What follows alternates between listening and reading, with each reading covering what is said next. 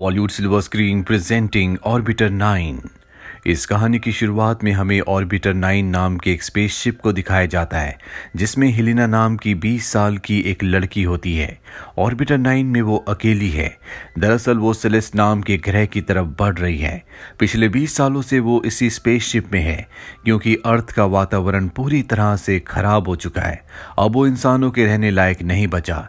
इसीलिए वैज्ञानिक चाहते हैं कि वो किसी नए ग्रह की तलाश करें और इसीलिए हेलिना को सेलेस्ट ग्रह की तरफ भेजा जा रहा है ताकि वहां पहुंचने के बाद वे पता कर सके कि वो ग्रह इंसानों के रहने लायक है या नहीं। लेकिन वहां पहुंचने के लिए उसे अभी 20 साल का वक्त और लगेगा। दरअसल हेलिना के माता पिता अपने साथ उसे इसी स्पेसशिप में लेकर आए थे। उसकी परवरिश यहीं हुई, लेकिन 3 साल पहले स्पेसशिप में कोई खराबी आ गई जिसकी वजह से बहुत सारा ऑक्सीजन खत्म हो गया और वो नहीं चाहते थे कि ऑक्सीजन खत्म होने की वजह से सब के सब मारे जाए। इसीलिए हेलिना के माता पिता ने अपनी बेटी हेलिना को बचाने के लिए स्पेसशिप से कूदकर अपनी जान दे दी और अब हेलिना इस स्पेसशिप में पूरी तरह से अकेली है। और अब भी स्पेसशिप में इतना ऑक्सीजन नहीं होता कि वो हेलिना को सेलेस्ट ग्रह तक पहुंचा दे। उससे पहले ही उसका ऑक्सीजन खत्म हो जाएगा। लेकिन स्पेस में बहुत जगह अलग अलग स्पेस स्टेशन है, इसीलिए कोई ना कोई उसकी मदद के लिए आ सकता है। और एक दिन ऑक्सीजन खत्म होते होते मात्र 1% बचता है, यानी कि जल्दी ऑक्सीजन खत्म होने वाला है। हेलिना इस बात से परेशान हो जाती है और तभी उसे अपने आर्टिफिशियल इंटेलिजेंस से पता चलता है कि अगले 17 घंटों में यहाँ पर एक इंजीनियर आने वाला है और जल्दी यहाँ पर वो इंजीनियर आ जाता है। हेलिना उसे देखकर पूरी तरह से हैरान होती है क्योंकि उसने अपनी पूरी जिंदगी में पहली बार अपने माता पिता के अलावा किसी तीसरे इंसान को देखा था। यहाँ पर जो लड़का आया होता है इसका नाम एलेक्स होता है, उसके साथ उसका रोबोट भी होता है। एलेक्स बताता है कि मेरे पास मात्र 50 घंटे हैं। 50 घंटों में मुझे तुम्हारे स्पेसशिप को ठीक करना होगा। और इसके बाद एलेक्स काम पर लग जाता है। हेलिना उसे डिनर के लिए इनवाइट करती है। हालांकि वो पहले हेजिटेट होता है लेकिन फिर उसके साथ डिनर करने के लिए मान जाता है। रात को एलेक्स जब अपने कमरे में सो रहा होता है तो वहां पर हेलिना जाती है और बड़े ध्यान से एलेक्स को देखना शुरू कर देती है क्योंकि उसने अपनी जिंदगी में पहली बार अपनी उम्र के लड़के को देखा है। तभी एलेक्स की आंख खुल जाती है। हेलिना उसे कहती है कि मैंने कभी किसी को किस नहीं किया। अगले 20 सालों तक मैं स्पेसशिप में अकेली रहने वाली हूँ, इसीलिए मैं तुम्हें किस करना चाहती हूँ। एलेक्स उसे कुछ नहीं कहता और इसके बाद ये दोनों एक दूसरे के बहुत करीब आ जाते हैं। क्योंकि एलेक्स का काम यहाँ पर खत्म हो चुका है इसीलिए वो यहाँ से चला जाता है। जाने से पहले वो हेलिना को अच्छे से गुड बाय नहीं करता जिससे हेलिना को बुरा लगता है।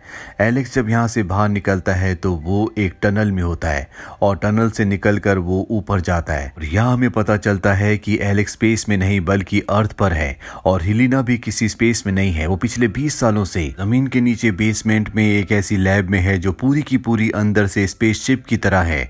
दरअसल वैज्ञानिक यहाँ पर कुछ लोगों के ऊपर शोध कर रहे होते हैं। इसका नाम होता है ऑर्बिटर।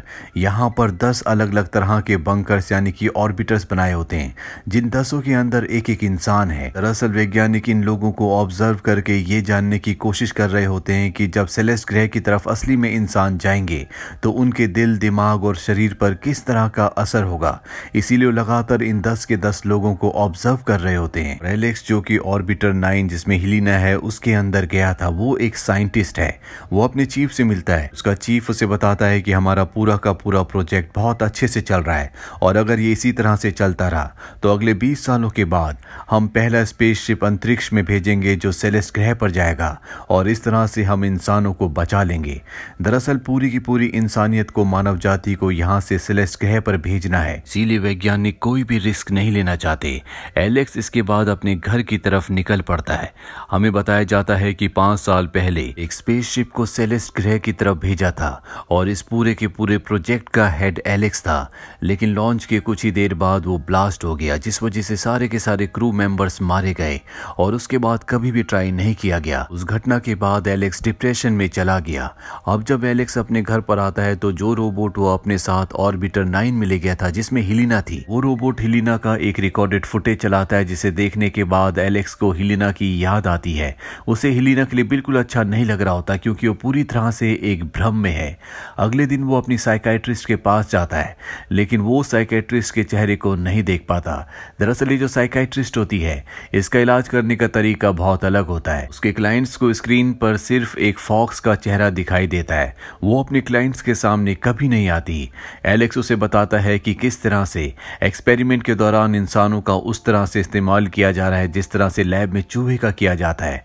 इस बात से एलेक्स परेशान होता है। वो घर आने के बाद बार बार स्क्रीन पे हिलिना को देखता है और एक दिन उससे रहा नहीं जाता और वो उस तरफ निकल पड़ता है जहां पर वो 10 ऑर्बिटर्स हैं, जिनमें से एक के अंदर हिलिना है। दरअसल ये प्रतिबंधित क्षेत्र है, यहाँ पर किसी का भी आना जाना मना है, लेकिन एलेक्स उस जगह पहुंच जाता है जहां पर ऑर्बिटर्स हैं। वहीं हिलिना को दिखाया जाता है जो अपने ऑर्बिटर 9 के अंदर होती है। वो देखती है कि उसके स्पेसशिप से एक दूसरा स्पेसशिप अटैच हो रहा है। वो हैरान हो जाती है क्योंकि उसने किसी भी तरह की मदद की कोई भी डिमांड, कोई भी रिक्वेस्ट नहीं की होती। और अगले पल उसके स्पेसशिप का डोर खुलता है जिससे एलेक्स अंदर आता है। एलेक्स को देखकर वो पूरी तरह से हैरान होती है क्योंकि उसने स्पेस सूट नहीं पहना होता।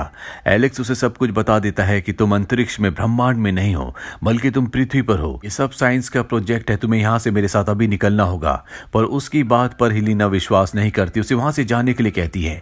और तभी वो वहां से कैमरा निकाल कर उसे दिखाता है और कहता है कि बचपन से तुम पर नजर रखी जा रही है, अब तुम्हें यहाँ से मेरे साथ निकलना होगा। हिलिना उसके साथ चलने के लिए मान जाती है, जिसके बाद एलेक्स अपने रोबोट को वहां पर बहुत सारे सेंसर्स के साथ जोड़ देता है ताकि एजेंसीज को कंट्रोल रूम से ये लगे कि हिलिना अब भी वहां पर है, उसकी हेल्थ रिपोर्ट उन्हें मिलती रहे। इसके बाद एलेक्स हिलिना को यहाँ से लेकर बाहर निकल जाता है। हिलिना बाहर आकर पूरी तरह से हैरान होती है। उसकी हार्ट बीट बहुत ऊपर होती है क्योंकि अपनी पूरी जिंदगी में पहली बार उसने सूरज की रोशनी देखी है। एलेक्स इसके बाद उसे अपनी गाड़ी के पीछे एक बॉक्स के अंदर रखता है ताकि चेक पोस्ट को क्रॉस कर सके और वो बड़ी आसानी से चेक पोस्ट को क्रॉस करके यहाँ से निकल जाता है। इसके बाद वो हिलिना को बाहर निकालता है और उसे पूरे साइंस प्रोजेक्ट के बारे में बताता है। वो बताता है कि मैं ऑक्सीजन लेवल को ठीक करने के लिए नहीं आया था, वो तो सिर्फ एक बहाना था। दरअसल मैं आर्टिफिशियल इंटेलिजेंस को चेक करने के लिए आया था। हिलिना पूरा सच जानने के बाद कहती है कि मैं अपने माँ बाप से मिलना चाहती हूँ। एलेक्स कहता है कि ऐसी गलती मत करना, तुम्हारे माँ बाप मिलिट्री के साइंटिस्ट हैं, उन्हें कभी पता नहीं लगना चाहिए कि तुम वहां से बाहर आ गई, क्योंकि उन्होंने अपनी आधी जिंदगी इसी प्रोजेक्ट को दी है। उनके लिए ये प्रोजेक्ट बहुत मायने रखता है, उसके आगे वो तुम्हारी कोई भी परवाह नहीं करेंगे। और इसके बाद वो उसे अपने घर ले आता है। हिलिना जब एलेक्स के घर आती है तो वहां पर वो नई नई चीजों को देखकर हैरान होती है। तभी बारिश हो जाती है, तो देखकर हिलिना बहुत खुश होती है और बारिश में भीगने लगती है क्योंकि उसने बारिश के बारे में सिर्फ सुना था, जिंदगी में पहली बार उसने बारिश को देखा है। अगले दिन एलेक्स एक बार फिर से अपनी साइकाइट्रिस्ट के पास जाता है और उसे बता देता है कि वो हिलिना को वहां से बाहर निकाल कर ले आया है। और जब एलेक्स जा रहा होता है तभी उसकी साइकाइट्रिस्ट पहली बार उसके सामने आ जाती है और उसे अपना कार्ड देते हुए कहती है कि अगर तुम्हें कभी भी मेरी मदद की जरूरत हो तो तुम मुझसे कांटेक्ट कर सकते हो। इसके बाद एलेक्स वापस घर आ जाता है जहां पर हिलिना को वो अपने कंट्रोल रूम में ले जाता है, जहां पर वो उन 10 ऑर्बिट्स को देख सकता है जो जमीन के नीचे है, जहां पर उन ऑर्बिट में रहने वाले लोगों को लगता है कि वो स्पेस में ट्रेवल कर रहे हैं। वो हिलिना को बताता है कि यहाँ पर सिर्फ बेडरूम में और वॉशरूम में कैमराज नहीं लगाए गए, बाकी हर जगह कैमराज हैं। हिलिना कहती है कि जब वो लोग मुझे कैमरा में नहीं देखेंगे तो उन्हें पता चल जाएगा कि मैं वहां पर नहीं हूँ। एलेक्स कहता है कि ऐसा कुछ नहीं होगा, मैं तुम्हारी रिकॉर्डेड फुटेज को लाइव फुटेज के साथ मर्ज कर दूंगा। यहाँ पर वो हिलिना को ये भी बताता है कि इन स्पेसशिप से कभी कोई बाहर नहीं आ सकता, कि आज से 20 सालों के बाद जब सबका टाइम पूरा हो जाएगा तो उन्हें बताया जाएगा कि नेविगेशन में कुछ प्रॉब्लम होने की वजह से उनका स्पेसशिप गलत जगह पर आ गया है, अभी उन्हें और भी वक्त लगेगा। और उस वक्त सच में यहाँ अर्थ से उन 10 स्पेसशिप्स को सेलेस्ट ग्रह की तरफ भेजा जाएगा। इस तरह से उन 10 ऑर्बिटर से कभी भी इंसान बाहर नहीं आ सकते थे, लेकिन मैं तुम्हें बाहर ले आया। ये सब यहाँ पर इंसानों की भलाई के लिए किया जा रहा है क्योंकि इंसानों के पास इसके अलावा कोई भी रास्ता नहीं है।